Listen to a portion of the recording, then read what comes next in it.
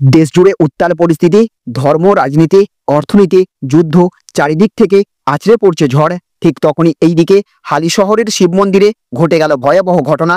মন্দিরের শিবলিঙ্গ থেকে ভেঙে ফেলার অভিযোগে তীব্র প্রতিবাদে রাস্তায় নেমে পড়লেন স্থানীয়রা। ধর্মীয় অনুভূতিতে আঘাতকে এবার জ্বালিয়ে দেবে রাজ্য রাজনীতিকে। অপরদিকে অর্থনীতির মাঠে এবার ভারত এক কথায় ঝড় তুলে দিয়েছে। জাপানকেও পেছনে ফেলে চতুর্থ বৃহত্তম অর্থনীতির আসনে বসে গেল ভারত। বিশ্ব অর্থনীতির মানচিত্রে এই বিশাল পদক্ষেপে চমকে গেছে আমেরিকা, চীন সবাই। আর পাকিস্তান, তারা এখন চরম বিপদে। ভারত যেভাবে একের পর এক কূটনৈতিক ঘুঁটি ফেলছে, তাতে ইসলামাবাদের হুঁশ ফেরেনি বললেই চলে। আর এইবার এমন পদক্ষেপ যা পাকিস্তানের দৌড় কেটে দিতে পারে চিরদিনের জন্য। চরম উত্তেজনার কেন্দ্রে এবার মোদির কাছে এসে পৌঁছেছে এক ভয়ঙ্কর চিঠি। কি এমন বার্তা লেখা আছে যাতে পাকিস্তানের ভবিষ্যৎ কেঁপে উঠছে, উত্তাল হয়ে উঠেছে গোটা কূটনৈতিক বিশ্ব। এই যখন অবস্থা, তখন আবার হঠাৎ করে বাড়ছে করোনা কেস, কাউন্ট বেড়েই চলেছে।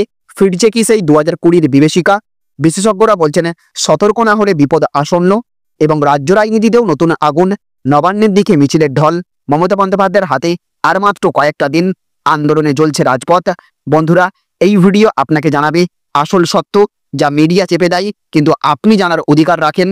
তাই এখনই লাইক করুন ভিডিওটা, শেয়ার করুন আপনাদের সকল দেশপ্রেমিক বন্ধুদের সঙ্গে।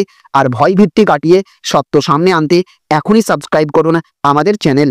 তো দেখুন, আজকের প্রথম খবর উঠে আসছে, মোদির কাছে চলে এলো ভয়ঙ্কর চিঠি। এবার কি হবে পাকিস্তানের? উত্তাল গোটা বিশ্ব। তো কাশ্মীরে জঙ্গি হামলার পাল্টা অপারেশন সিঁদুর চালিয়ে পাকিস্তানকে কড়া ভাষায় জবাব দিয়েছে ভারত। বর্তমানে দুই দেশের মধ্যে সংঘর্ষ বিরতি চললেও সম্পর্ক যে একেবারে আদায় কাজ করাই, তা বলার অপেক্ষা রাখে না। পাকিস্তান যদি আবার জঙ্গি কার্যকলাপ শুরু করে, তাহলে ভারত যে আবার মুখের মতো জবাব দেবে তা জানিয়ে দেওয়া হয়েছে। আর এই পরিস্থিতিতে পাকিস্তানের বিরুদ্ধে দীর্ঘদিন ধরেই সোচ্চার বালুচিস্তান। আর এইবার এক বালোচ নেতার চিঠি পৌঁছে গেল দিল্লিতে নরেন্দ্র মোদীর দপ্তরে। জানা গিয়েছে, বালুচিস্তানের প্রাক্তন মন্ত্রী, বর্তমানে বালোচ আমেরিকান কংগ্রেসের নেতা তারাচাঁদ বালোচ ভারতের প্রধানমন্ত্রী নরেন্দ্র মোদীকে চিঠি পাঠিয়েছেন। মূলত স্বাধীনতা দিবসে লালকেল্লা থেকে যে ভাষণ দিয়েছেন প্রধানমন্ত্রী, এবং সেখানে যেভাবে বালুচিস্তানের সম্পর্কের কথা উল্লেখ করেছেন তিনি, তা নিয়েই ভারতের প্রতি কৃতজ্ঞতা প্রকাশ করেছেন এই বালোচ নেতা। এই দিন ভারতের প্রধানমন্ত্রীর প্রতি কৃতজ্ঞতা প্রকাশ করেছেন তারাচাঁদ বালোচ, যেখানে তিনি লিখেছেন, আপনি লালকেল্লার ভাষণে বালুচিস্তানের কথা উল্লেখ করে বিশ্বজুড়ে বালোচ জনগণ পাকিস্তানের দখলে থাকা পরাধীন এবং সন্ত্রাসী জাতি হিসেবে নৈতিক সমর্থনের ইঙ্গিত দিয়েছেন। পাশাপাশি বর্তমান পরিস্থিতিতে ভারতের সঙ্গে যখন পাকিস্তানে তিক্ততার সম্পর্ক চলছে, তখন পাকিস্তানের সেনাবাহিনীকে কড়া ভাষায় আক্রমণ করা হয়েছে ওই চিঠিতে। যেখানে এই বালোচ নেতা লিখেছেন, একটি জিহাদি সেনাবাহিনী দ্বারা শাসিত এই দুর্বল ধারণার দেশটি আমার হাজার হাজার দেশবাসীর নিখোঁজ, নির্যাতন, মৃত্যু এবং বাস্তুচ্যুতির জন্য দায়ী। শুধু তাই নয়, সিন্ধু জল চুক্তি স্থগিত রাখা নিয়েও মোদীর বিচক্ষণ সিদ্ধান্তের প্রশংসা করেছেন এই তারাচাঁদ বালোচ। বিশেষজ্ঞরা বলছেন, বর্তমান পরিস্থিতিতে বালুচিস্তানের এই নেতার ভারতের প্রধানমন্ত্রীর উদ্দেশ্যে পাঠানো চিঠি অত্যন্ত তাৎপর্যপূর্ণ। এর ফলে আগামী দিনে বালুচিস্তান এমনিতেই পাকিস্তানের বিরুদ্ধে সোচ্চার রয়েছে। তার মধ্যে ভারতের প্রধানমন্ত্রীর সঙ্গে যদি তারা ঠিকমতো জোট বাঁধে, তাহলে আগামী দিনে পাকিস্তান কিন্তু খুব একটা ভালো জায়গায় থাকবে না বলে মনে করছেন না সংশ্লিষ্ট মহল। বরঞ্চ তারা এটাই বলছেন যে আজকে থেকেই পাকিস্তানের চিন্তার আরো প্রকট হলো। এরপর যদি বালুচিস্তান এবং ভারত একত্রিত হয়ে বড় কোনো প্ল্যান নেয়, তাহলে আগামী দিনে ভয়ঙ্কর বিপদের মুখে পড়ে যেতে পারে পাকিস্তান বলেই মত বিশেষজ্ঞদের। এছাড়া দেখুন, আজ আরও একটি বড় খবর উঠে আসছে, হু হু করে বাড়ছে করোনা কাউন্ট। আবার কি 2020-র বিভীষিকা ফেরত আসছে? বড় কথা জানালো কেন্দ্র সরকার। তো দেশ জুড়ে আবারও মাথাচাড়া দিচ্ছে করোনা সংক্রমণ। একাধিক রাজ্যে নতুন করে আক্রান্তের হদিস মিলেছে। এমনকি মৃত্যু হয়েছে 2 জন করোনা রোগীরও। পশ্চিমবঙ্গেও মিলেছে আক্রান্তের খোঁজ। ফলে সাধারণ মানুষের মধ্যে আবারও আতঙ্কের পরিবেশ তৈরি হয়েছে। লকডাউন কি আবার ফিরবে? তবে সরকারি সূত্রে জানানো হয়েছে, বেশিরভাগ সংক্রমণই হালকা প্রকৃতির এবং রোগীরা বাড়িতেই সুস্থ হয়ে উঠছেন। তাই এখনই অতিরিক্ত আতঙ্কিত হওয়ার কারণ নেই। সতর্কতামূলক পদক্ষেপ হিসেবে কেন্দ্রীয় স্বাস্থ্য সচিব একটি উচ্চ পর্যায়ের বৈঠক করেন। এতে ICMR, national centre for disease control এবং ডিপার্টমেন্ট অফ হেলথ রিসার্চের শীর্ষ কর্তারা অংশ নেন এবং দেশের করোনা পরিস্থিতি খতিয়ে দেখা হয়। কেরল, তামিলনাড়ু, মহারাষ্ট্র এবং কর্ণাটক রাজ্যে মূলত সংক্রমণের হার বেশি। INCAJUID তথ্য অনুযায়ী নতুন ভ্যারিয়েন্ট NB1.81 ধীরে ধীরে বৃদ্ধি পাচ্ছে। এছাড়াও ভারতের LF.7 ভ্যারিয়েন্টে আক্রান্ত 4 জনের খোঁজ মিলেছে। তবে এই ভ্যারিয়েন্টগুলোতে সংক্রমণ তেমন গুরুতর নয়। সতর্কতার জন্য হাসপাতালগুলিকে অতিরিক্ত বেড এবং অক্সিজেন মজুদ রাখতে বলা হয়েছে। অন্যদিকে সিঙ্গাপুর এবং হংকংয়েও দ্রুত বাড়ছে করোনা সংক্রমণ। তবে এখনও কোনো প্রমাণ মেলেনি যে নতুন ভ্যারিয়েন্টগুলি আগেরগুলির তুলনায় বেশি বিপজ্জনক। ভারতে বর্তমানে স্পেনে সবচেয়ে বেশি সংক্রমণ ঘটাচ্ছে GN.1 ভেরিয়েন্ট, প্রায় 53% রোগী আক্রান্ত। এরপরে রয়েছে অমিক্রনের সাব ভ্যারিয়েন্ট, 20% রোগী আক্রান্ত। কেন্দ্র জানিয়েছে সতর্ক থাকুন, কিন্তু আতঙ্কিত হবেন না। একই সাথে দেখুন আজ আরও একটি বড় খবর উঠে আসছে। হালি শহরে শিব মন্দিরের শিবলিঙ্গ ভেঙে ফেলার অভিযোগ, প্রতিবাদে বিক্ষোভ এলাকাবাসীদের। তো হালি শহর পুরসভার 9 নম্বর ওয়ার্ডের বৈদ্যপাড়া গঙ্গার ঘাটে রাতের অন্ধকারে শিব মন্দিরের শিবলিঙ্গ ভেঙে ফেলার অভিযোগ উঠেছে দুষ্কৃতীদের বিরুদ্ধে। সকালে গঙ্গার ঘাটে স্নান করতে আসা মানুষজন দেখতে পান মন্দিরের শিবলিঙ্গ ভাঙা। ঘটনার প্রতিবাদে হিন্দু জাগরণ মঞ্চের তরফে ব্যস্ততম ঘোষপাড়া রাস্তা অবরোধ করে বিক্ষোভ দেখানো হয়। হালিশহর থানার পুলিশ পৌঁছে গিয়েছে বিক্ষোভকারীদের বুঝিয়ে রাস্তা থেকে সরিয়ে দেওয়ার জন্য। তবে ঘটনায় জড়িতদের শাস্তির দাবিতে সোচ্চার হয়েছেন স্থানীয় মানুষজন। ঘটনাস্থলে যান বিজেপির জেলা সভাপতি মনোজ ব্যানার্জি। তাঁর অভিযোগ, বিজেপি কার্যকর্তারা এর প্রতিবাদ করলে তৃণমূলী দুষ্কৃতীরা বিজেপি কার্যকর্তাদের হামলা করে। এতে গুরুতর আহত হন জেলা সাধারণ সম্পাদক রূপক মিত্র, সুভাষ সরকার, মানস পাণ্ডে এবং ভোলা। তারা সবাই কল্যাণীর এইমসে চিকিৎসাধীন। পুরপ্রধান শুভঙ্কর ঘোষ বলেন, যারা এই কাণ্ড ঘটিয়েছে পুলিশ তাদের বিরুদ্ধে যথাযথ পদক্ষেপ করবে। তাছাড়া পুরসভার তরফে মন্দিরটিকে সংস্কার করা হবে। এছাড়া দেখুন আজ আরও একটি বড় খবর উঠে আসছে। সাব্বাস, তলায় তলায় এত বড় পদক্ষেপ ভারতের, এবার আর ঘুরে দাঁড়াতে পারবে না পাকিস্তান। তো কাশ্মীরে জঙ্গি হামলার পাল্টা অপারেশন সিঁদুর চালিয়ে পাকিস্তানকে কড়া ভাষায় জবাব দিয়েছে ভারত। তবে বর্তমানে দুই দেশের মধ্যে সংঘর্ষ বিরতি চলছে।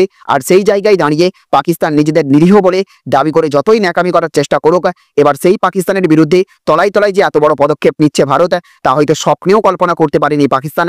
যেভাবে ইসলামাবাদের সন্ত্রাসের বিরুদ্ধে বিভিন্ন দেশ ভারতের সঙ্গে আসছে, তাতে এবার পাকিস্তানের কোমর ভেঙে যাওয়া শুধুমাত্র সময়ের অপেক্ষা।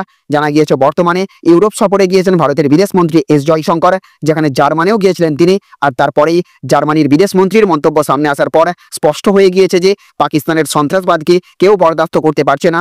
এক্ষেত্রে পাকিস্তানের সন্ত্রাসবাদের পাল্টা ভারত যেভাবে জবাব দিয়েছে, তাতে সন্ত্রাসবাদের বিরুদ্ধে আত্মরক্ষা করার অধিকার ভারতের রয়েছে বলেই জানিয়ে দিয়েছেন জার্মানির বিদেশমন্ত্রী জোহান ওয়েডফুল। শুধু তাই নয়, এক্ষেত্রে জার্মানির বিদেশমন্ত্রীর গলায় বর্তমানে দুই দেশের মধ্যে যে সংঘর্ষ বিরতি রয়েছে তার প্রশংসাও শোনা গিয়েছে। পাশাপাশি সন্ত্রাসবাদের বিরুদ্ধে ভারতের লড়াইয়ের প্রশংসা এবং পাকিস্তানের সন্ত্রাসবাদের ঘুরিয়ে নিন্দা করে জার্মানির বিদেশমন্ত্রীও বুঝিয়ে দিয়েছেন ভারত যা করেছে ঠিক করেছে। স্বাভাবিকভাবেই এই বক্তব্য সামনে আসার পর পাকিস্তান যে যথেষ্ট অস্বস্তিতে, সেই ব্যাপারে নিশ্চিত কূটনৈতিক বিশেষজ্ঞরা। একই সাথে দেখুন আজ আরও একটি বড় খবর উঠে আসছে। ঝড়ের গতিতে উন্নতি, জাপানকে পিছনে ফেলে অর্থনৈতিক দৌড়ে চতুর্থ স্থান অধিকার ভারতের। তো বিশাল গতিতে ছুটছে ভারতীয় অর্থনীতি। এবার জাপানকে টপকে বিশ্বের চতুর্থ বৃহত্তম অর্থনীতিতে জায়গা করে নিল ভারত। এমনটাই জানালেন নীতি আয়োগের সিইও BVR সুব্রমণ্যম। এদিন নীতি আয়োগের 10ম গভর্নিং কাউন্সিলের বৈঠক শেষে সুব্রমণ্যম বলেন, ভারতের অর্থনৈতিক পরিবেশ পূর্বের তুলনায় ইতিবাচক। বর্তমানে ভারত বিশ্বের চতুর্থ বৃহত্তম অর্থনীতি। $4 ট্রিলিয়ন অর্থনীতিতে দাঁড়িয়ে আমরা। সেই সঙ্গেই তিনি জানান, অর্থনীতিতে জাপানকেও টপকে দিয়েছে ভারত।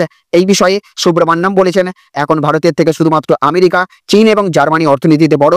যদি আমরা পরিকল্পনা মাফিক চলি, তবে আগামী 2.5-3 বছরে আমরা বিশ্বের তৃতীয় বৃহত্তম অর্থনীতিতে পরিণত হবই। ইতিমধ্যেই অর্থনীতির দৌড়ে জাপানকে পিছনে ফেলে এসেছে ভারত। মার্কিন শুল্কের কারণে যেভাবে বিশ্বের বিভিন্ন দেশে অস্থিরতা চলছে, তার মাঝে ভারতের এই সাফল্যকে গুরুত্বপূর্ণ বলে মনে করছেন বিশেষজ্ঞরা। আগামীতে ভারতীয় অর্থনীতি আরও উপরের দিকে উঠবে বলে দাবি বিশ্বব্যাংক, IMF এবং বেশ কয়েকটি বৈশ্বিক সংস্থার। ঝড়ের গতিতে উন্নতি, জাপানকে পিছনে ফেলে অর্থনীতির দৌড়ে চতুর্থ স্থান অধিকার ভারতের। একই সাথে দেখুন আজ আরও একটি বড় খবর উঠে আসছে। নবান্নের দিকে ধেয়ে আসছে আন্দোলন, মমতার হাতে মাত্র 2 দিন। তো সুপ্রিম কোর্টের নির্দেশে 2016 সালের SSC প্যানেল বাতিল হবার পর থেকে যোগ্য চাকরিহারা ব্যক্তিরা বিকাশ ভবনের সামনে আন্দোলন শুরু করেছিলেন। আদালতের নির্দেশ মেনে তা এখন সেন্ট্রাল পার্কের সুইমিং পুলের পাশে আন্দোলন চালিয়ে যাচ্ছেন। কিন্তু এবার তারা কঠোর সিদ্ধান্ত নিয়েছেন, যা নবান্নের জন্য বড় বিপদের আশঙ্কা তৈরি করেছে। চাকরিহারারা ঘোষণা করেছেন, আগামী মধ্যে শিক্ষামন্ত্রীকে তাদের সামনে এসে সরকারের বক্তব্য স্পষ্ট করতে হবে, অন্যথায় তারা আন্দোলনকে আরও বৃহৎ আকারে ছড়িয়ে দেবেন। 18 দিনেরও বেশি সময় ধরে চলা এই আন্দোলনের প্রতি রাজ্যের নীরবতা বিরোধীদের ক্ষোভ আরও বাড়িয়ে দিয়েছে।